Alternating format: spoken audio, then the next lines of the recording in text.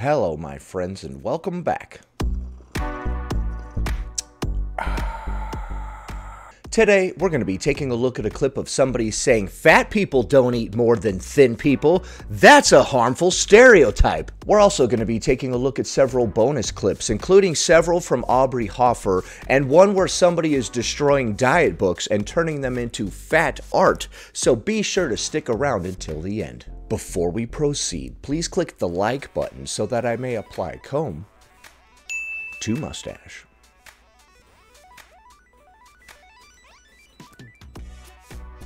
Alright, she's going to be responding to this comment that reads, "Seek God, not food." Did you know that it is actually a huge and harmful stereotype that bigger people eat more than smaller people? Okay, then how did they get bigger? I will eat maybe one meal a day, if that, and this is due to nausea. How big is this meal? If we're gaining weight off of eating only one meal, then I would examine the amount of snacks that I was eating as well.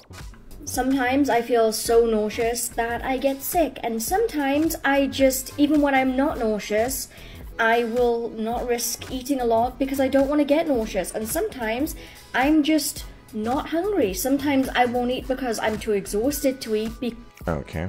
How can people be thinner than you if they eat more than you? Because I get really tired, I get fatigued, and I'm just like, eating. I'm a little curious what the elf ears have to do with any of this. I don't feel like it, I just want to sleep. And sometimes it is the nausea, but the fact of the matter is, I will eat maybe one meal a day, if that. Okay, well obviously you can gain weight off of eating one meal a day if it's a very big meal, right? Or it's just like a whole bunch of junk food or whatever. 2 meals a day at a push on a really good day. Maybe once a month I'll eat 2 meals. Okay, then I would definitely examine the contents of your one big meal that you have per day.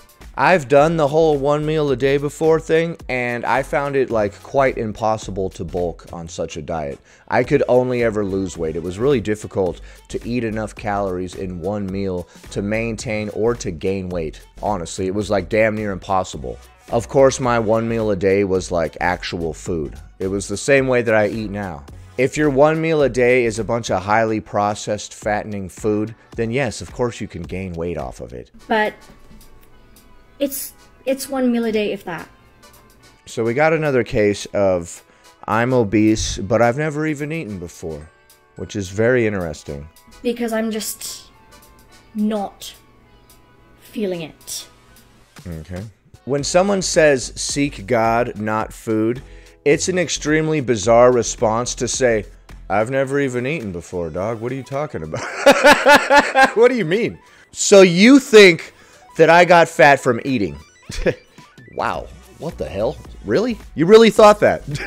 Like I said, I've never even ate before, dog. What the hell? What are you, a moron? Wow, get a load of this, numbnuts.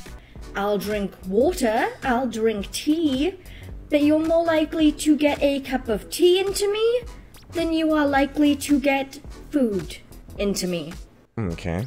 I would prefer it if you worded that a little bit different. You won't get this into me. You'll get this into me. All right, man. All right, calm down. I think that we need to stop with the stereotypes and actually get to know a person. The stereotypes that the food that you eat leads to your size. I don't know if I would call that a stereotype. The knowledge that what we eat leads to our body size. If you don't eat, you will become deathly skinny. If you eat to excess, you will become obese. The common denominator in both different body sizes is food. Before we assume what their life is like. Because, believe it or not, people have feelings. And you might not think that certain people have feelings, but they do. It's fine to have feelings, but the truth about why you are where you are shouldn't hurt you. You shouldn't be offended by the truth. And if you are, it's because you're living in a world of delusions. And when you are continuously stereotyping them and saying, oh, they must be eating all the time, they must be doing this to themselves, that actually hurts their feelings, because believe it or not, there are lots of reasons why a person might be a bigger person. It might be a medical reason, for instance. For all you know, they might have been given a tablet without their consent that had a side effect. Given a tablet without their consent that had a side effect. Okay, you're talking about like a pill? So somebody slipped you a roofie and the side effects were weight gain. Of making them bigger, and they might not have been told about that side effect. Okay. And they might not have chosen to go on that medication. That choice might have been made for them, even though they were old enough to choose. Okay, this is all getting very specific. Is this what happened to you? They put you on some kind of medication that made you gain weight? Whether or not they wanted a certain medication. And that side effect might have been hidden from them, and before you know it, they might have gone from a size 12 to a size 22. Okay, that's all very specific. So, you were put on some kind of medication that had weight gain as a side effect, and you didn't know that? Alright, then why did you start this off by saying I don't even eat? Because of quetiapine. So I think that it's time we stop judging people and stop being kind. Okay. Because what the world needs right now, what the world needs now is love, sweet love. Sorry. The shit show we have as a world needs right now is a little bit of kindness, don't you think? I love you, my darlings. Have a squishy day. I love you too. Have a squishy day. I agree that the world does need kindness right now. It's a little insane, though, to say that our weight gain came from the air and we never even eat. Like, that's a little wacky. Don't you think that's a little goofy? So I disagree that it's a harmful stereotype that larger people eat more than thin people. To me, it's just common sense. Next. I'm going to destroy this book. Okay, she's going to destroy this book. Which book is that? It's called Skinny Bitch, a no-nonsense, tough love guide for savvy girls who want to stop eating crap and start looking fabulous. Oh, finally a book for me. It's about time. Okay, so we're offended by this book. I love this book, and I really love the art on the front. I'm going to destroy this book. This is day 46 of transforming diet books I find at secondhand shops into fat art. Let me know what you think of today's piece. Okay, so let's see. They blacked out all the words except for the following. Advertising and labeling. Healthful or unhealthful. Misleading. We have a delicate balancing act occurring in our bodies. Surprise, surprise. Sometimes we don't even know we're sick until it's too late. We can experience major trauma. And then I can't really read what the heck is going on at the very bottom there. Advertising and labeling. Healthful or unhealthful. That'll show you, diet industry. Big diet, take that. Misleading. We have a delicate balancing act occurring in our bodies. Surprise, surprise. Sometimes we don't even know we're sick until it's too late. We can experience major trauma from diets.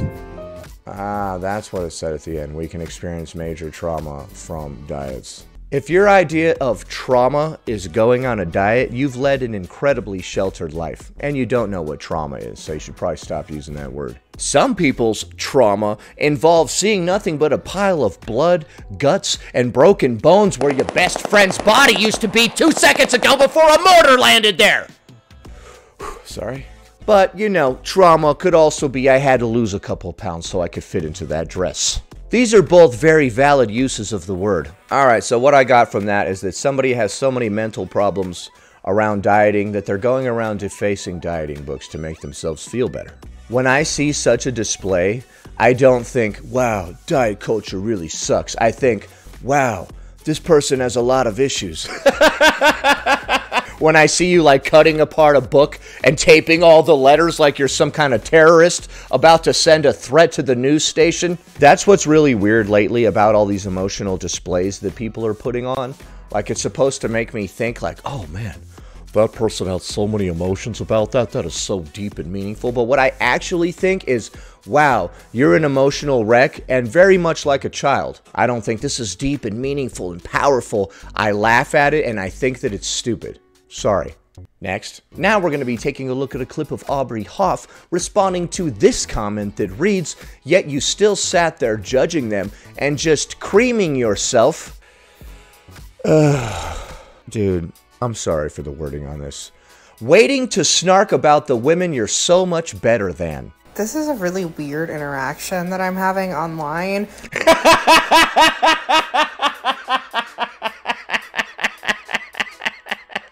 Yeah, it is, dude. For the love of God, could we never ever again say the phrase creaming yourself? Oh my God.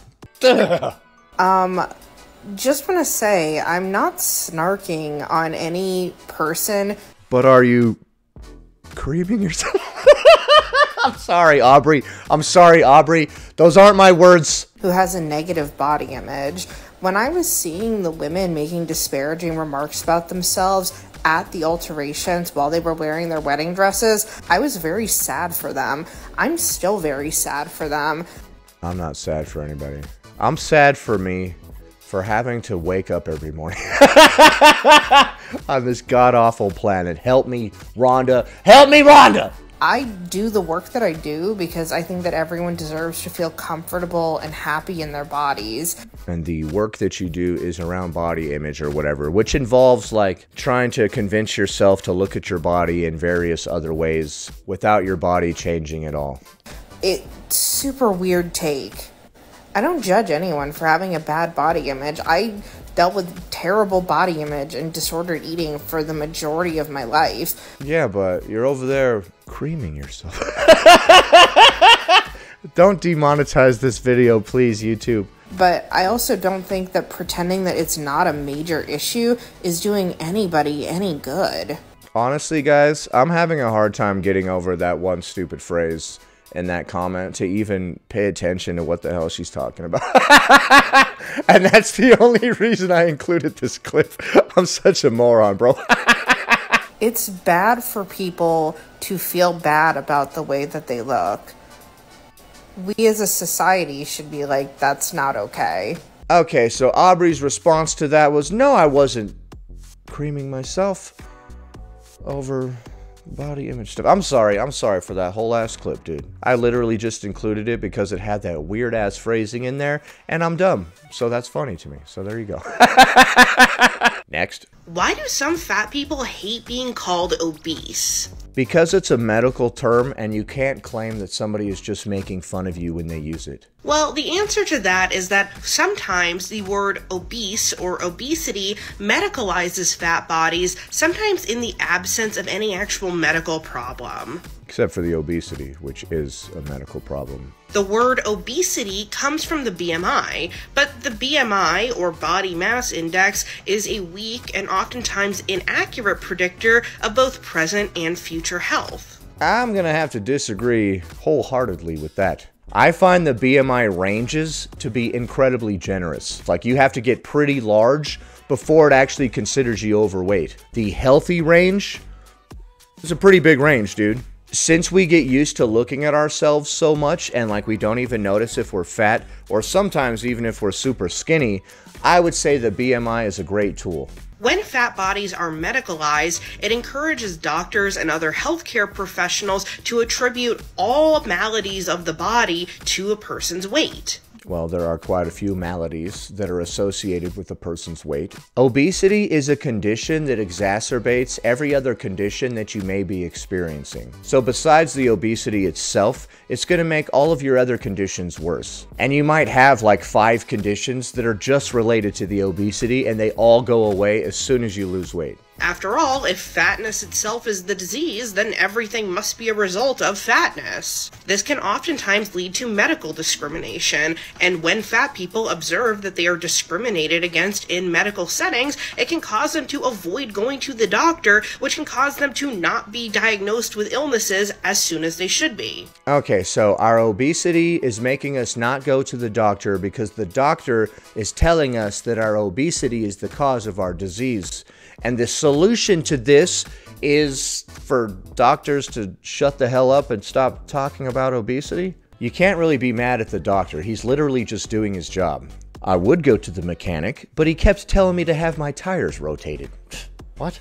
Next. Alright, now she's going to be responding to this comment that reads, "Bring back ugly laws, but specifically only for you." Alright, I've never heard of there being any kind of ugly law to begin with, so I don't know how we're gonna bring it back. I can't imagine what goes through someone's head when they type a comment and they don't read it back, but in my mind they read it back and they go, yeah. People are jerks. Nothing went through this person's mind. Captain Corgu, This is something that I want to say. Yeah, they're dumb, and they wanted to make themselves feel better by making you feel bad. And you took the bait to the point of actually making a video about it, so now they know that their comment actually got to you. Mission accomplished. They will continue to make more comments like this because of this response. This is something that I want to say to another person. Alright, that person was a total jerk. They shouldn't have said that. Like I said, you shouldn't make a video responding to it. Don't even react, dude. People are a jerk to you specifically to get a reaction out of you for whatever sick purpose that they have, so don't give it to them. Next. When I was a kid on pro-ED social media, I would always see lists that people made of reasons why you want to lose weight, and I've seen them come up again, so let's talk about it. These lists are character- Alright, let's see this list here. I can't see number 1, but I see number 2, and it says you can have a gap in between your legs. Number 3, people will look at you differently. 4, you won't get carpet burn between your legs. 5, you'll be less scared to eat food. 6, you'll feel like you can breathe. Feel like you can breathe? Psst, who the hell needs to breathe? These are some pretty weak-ass reasons. You'll get a step closer to being healthy. It's an accomplishment. It can build determination. Yes, it sure can build that. You could be posted on Pinterest. What the hell? No longer a no-face account. You won't be jealous of other people's weight when you hit blah blah blah. I can't read the rest. By things that are categorically untrue that will happen to you if you lose weight. So you won't be able to breathe easier, and you won't be less scared to eat food. You won't be a step closer to being healthy. It won't be an accomplishment. It won't build determination. Like, you'll be less scared to eat food. If you go on a restrictive diet, it will likely... Are you using the Cutie Patootie Princess Spa filter? Or is that the filter they were using on the video that you're stitching? increase your anxiety. That's one of my favorite filters, dude. Sometimes I just put on the Cutie Patootie Princess Spa filter and I just look at myself in the phone and I just fantasize about what could be. Around food. And then this is a big cutoff one, but it's basically like, oh, if you lose weight, you're finally going to meet the guy of your dreams. And Alright, what do we got? A little bit of story time here. It says, when it's homecoming, he asked you out with flowers and a poster, so of course you said yes. You guys went together and had the best time ever. He pulls you aside and tells you he's always liked you, and you tell him that you like him too. You had your first kiss that night. Throughout the school year, he made you feel loved like you never had, not even from your own parents nor friends. He makes you smile and laugh, and you think about him all the time. Did you write this letter about me? Sorry, I'll stop being weird. That's when he wished you away and combed his mustache. you'll have your first kiss and then you'll get married and have a bunch of kids. That's right, you will. If you lose weight, the hot boy from the school will come flying in from your bedroom window like a romantic vampire, like I said that one time, and he will whisk you away to faraway lands, and you guys will be super, super rich, and he'll have some dope-ass abs, and the sunlight will burn your skin. And his name will be Jacob, or maybe even Edward. It should go without saying that none of this is true. What? None of it is true. So you're gonna sit there and look me in the eye and act like I didn't get the hot boy at school and he took me to homecoming. You're gonna act like that didn't happen? Because it did happen, bitch. Don't be jealous and don't try to tear me down. Okay, that might not have happened. That might have been a dream that I had one time. No, but seriously, for you to say that none of that will happen is real silly. You won't be taking a step in the right direction for your health or whatever. A lot of the things that it said weren't even ridiculous. It didn't even really talk about romantic vampires floating in through your window and whisking you away. It was mostly talking about like, yeah, you'll be able to breathe. We'll finally be able to breathe again. I haven't been able to breathe since I was like 8. That would be nice. That'll really take me back. Start reminiscing about the time when my heart was beating. Those were good times back then. You can have a happy, successful, love-filled life exactly the way you look right now. Is some dude who takes great care of himself, works hard, has a great physique, a great career, and all that stuff, gonna go for somebody who doesn't take care of themselves at all? If I were in my worst shape, at my lowest as a human being, and please don't take this as any kind of insult to anybody, and somebody were into me, I would have to question that person. And you don't have to only be into people that are perfect, but they at least need to be working on themselves, trying to achieve something. And I know some people are like, oh, Aubrey, why do you care? Let people do what they want with their bodies. I can't control what you do. Yes, you can control what they do. They just don't know it yet.